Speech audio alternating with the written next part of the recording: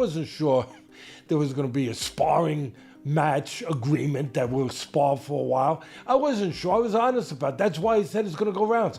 I wasn't sure if there was an understanding that, we'll play a little bit and then we'll get a little more and, whatever. So that was part of it. Acknowledge Jake has had double jaw surgery, 4 plates, 8 screws in his face, and everybody is just kind of breezing past that like it's no big deal. But I'm looking further into this because that's no easy surgery, and I'm starting to ask the question, is this the beginning of the end of Jake Paul's boxing career?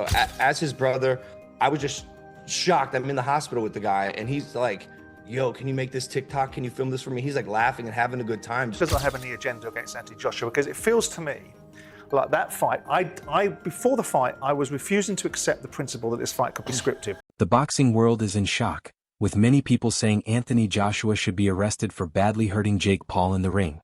Experts are angry because Jake suffered serious injuries, including a broken jaw that needed surgery and metal screws.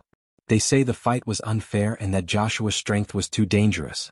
Fans and professionals were stunned by the damage, leading to big debates about fighter safety and fair matchups in major fights.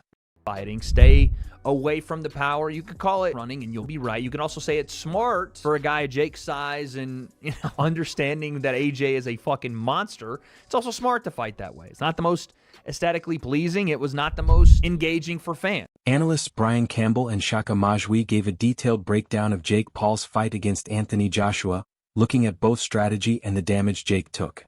They said Joshua's power caused serious harm, including hits that needed jaw surgery.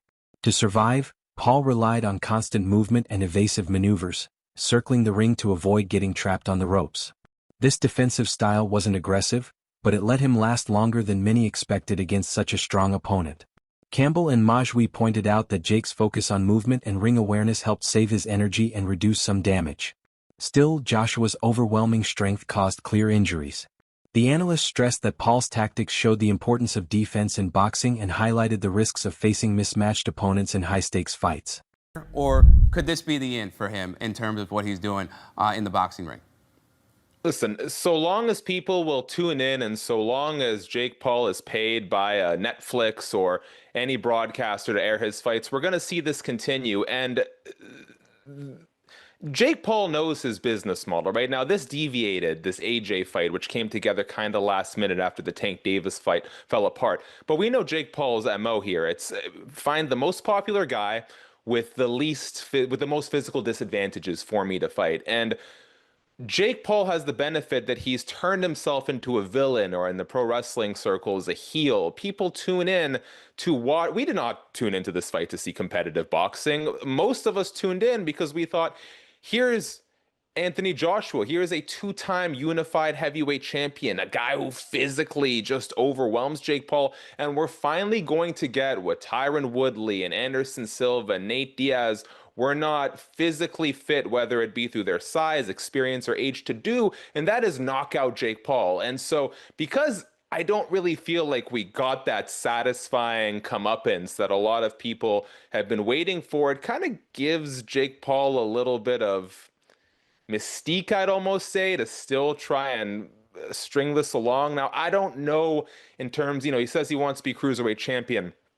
I'm not quite sure what the competitive road there is, because let's make no mistake, the reason this fight lasted as long as it did is because Jake Paul focused exclusively on being elusive. He did his best, and kudos to him, right? He did a great job of not getting cornered. He was always on the gas until the gas sort of fell out from underneath him. And so I don't quite know, short of leveraging his popularity, how he's going to get to that title shot if he's not actually going to fight, like really fight an elite boxer. But if he's looking to make money, there's the KSI fight out there. There's the Tommy Fury rematch. There is ways for Jake Paul to sustain what he's doing. Former UFC champion Michael Bisping reacted strongly to Jake Paul's heavy loss to Anthony Joshua, calling it a lesson in real professional boxing. He said Paul was clearly outmatched, with Joshua's precise and powerful punches leaving him little space to move and exposing weak defense and poor strategy.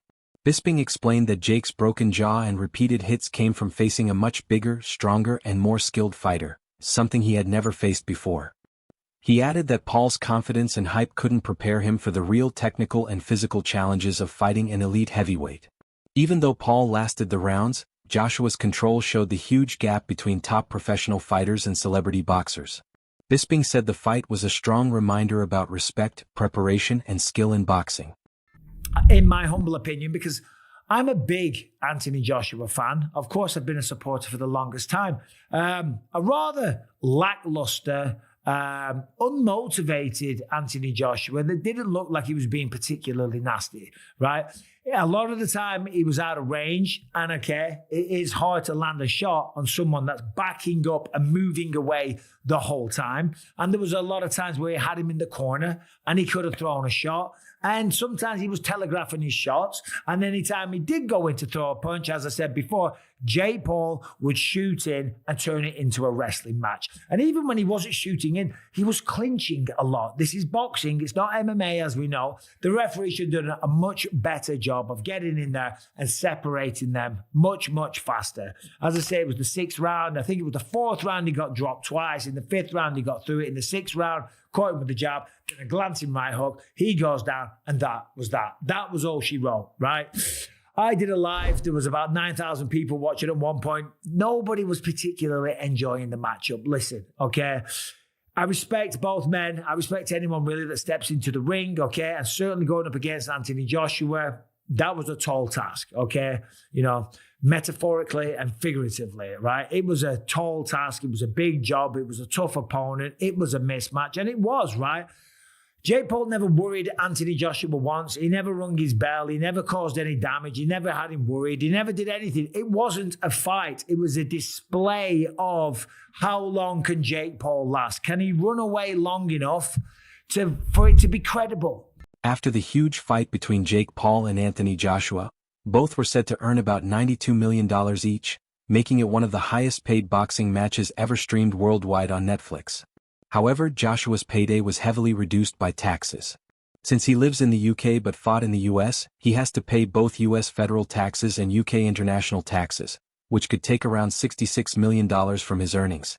This means his actual take-home pay was much lower than the big number reported. On the other hand, Jake Paul, living in the US, did not have to pay UK taxes, so he kept a larger portion of his money even though he lost the fight. This shows how taxes can greatly affect big international fight earnings and why reported pay is often much higher than what fighters really receive. Joshua has to pay, as you see here, a whopping $43 million. $43 million of his $92 million purse.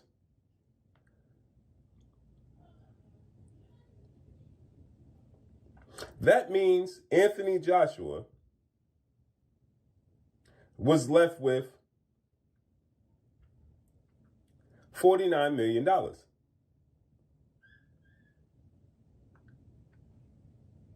Right? Now, he also has to pay, I believe, 10% of that to his promoter, Matchroom CEO and promoter Eddie Hearn. Dominic Engel gave a very honest and detailed view of Jake Paul's fight with Anthony Joshua. He explained that Jake's main plan was to avoid fighting head-on, which made it hard for Joshua to trap him or land his strongest punches. During the fight, Paul took a very strong right hook but didn't flinch, showing real toughness and resilience. Engel also noted that Joshua wasn't using full power because it was only an 8-round fight, and Jake's experience meant Joshua didn't have to go all out to control the fight.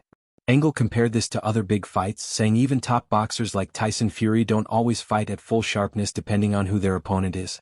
He emphasized that fighters often adjust to the level of their opponent instead of showing their peak skill.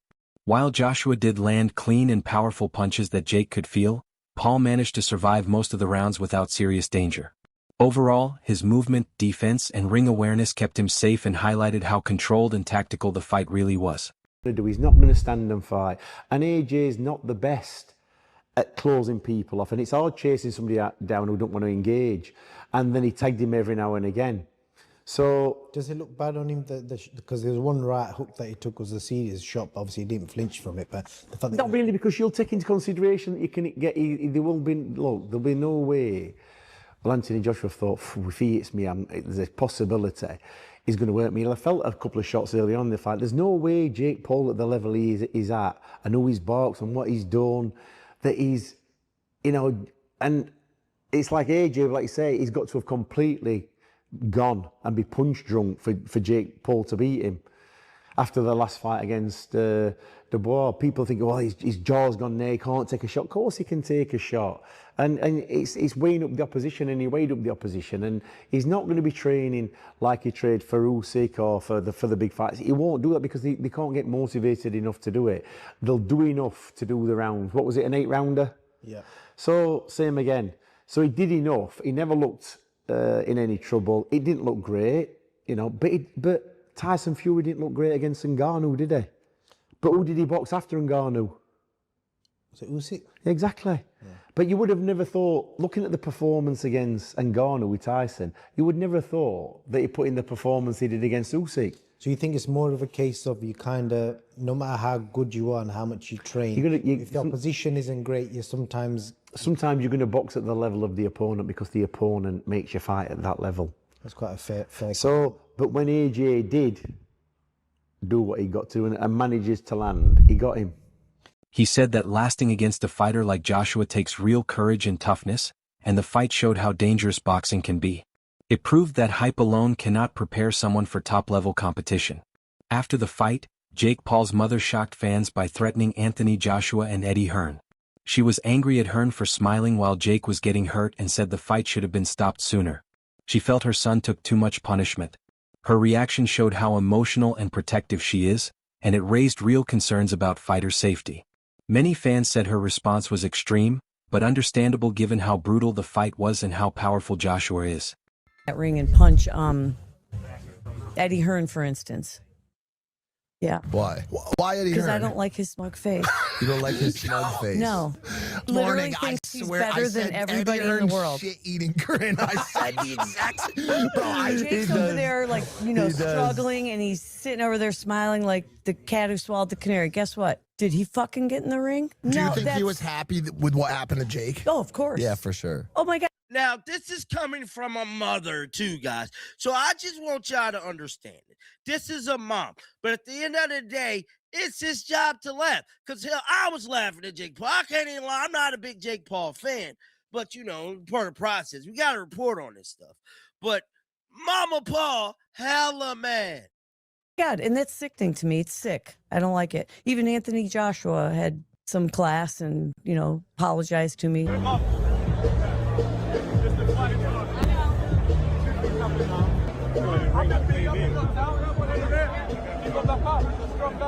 Did he really? Yeah. He worked his way through the crowd and came up to me and said, Mom, just no, it's just boxing. He says it's the fight game. It's just the fight game. After the fight, attention turned to Logan Paul, who seemed to confront and intimidate Anthony Joshua outside the ring. At the same time, Jake Paul was shown in the hospital, clearly in pain and recovering from a broken jaw. The contrast between Logan's confidence and Jake's injuries showed how dangerous it is to fight an elite heavyweight. Fans and analysts reacted strongly, saying that while Logan's actions grabbed attention, the real story was Jake's suffering and the heavy damage he took. AJ, or should I say AJ fighting Logan Paul, would be more of a mismatch than Jake Paul. You know what I mean? Because at least Jake Paul has taken boxing or has trained with real boxing trainers in real boxes. Whereas Logan Paul, you know, he did that exhibition with Floyd, and Floyd's a little guy. Not saying a little guy can't thump, because Floyd really gave him some two pieces with no sides, right? But at the same time, you take his friend, Floyd's friend, Anthony Joshua, and get hit by him and see what happens. The same thing. Probably worse, because I think Logan, you know, he's a little taller than Jake. And because he's a little taller than Jake, he may think he's a little stronger than Jake, which I don't know which one's true or not. I don't think it makes a difference. But because he may feel that way, he may want to go in there and try to bang it out with AJ. And if that happens, it's going to be a lot quicker. See, that 6 rounds it took AJ to finally catch Jake. It took that way because Jake was on that bicycle, moving, being elusive, trying to come in and then come out. He tried to do a very poor man's Alexander Usyk, right?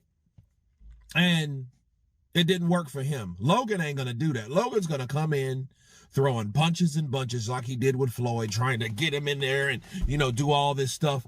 And what's going to happen as soon as AJ lines him up, sets his punch, he's going to hit Jake and he's going to break Jake down, and he may break his jaw or face or orbital bone or something. Nose. Something is going to be broken when it comes down to that.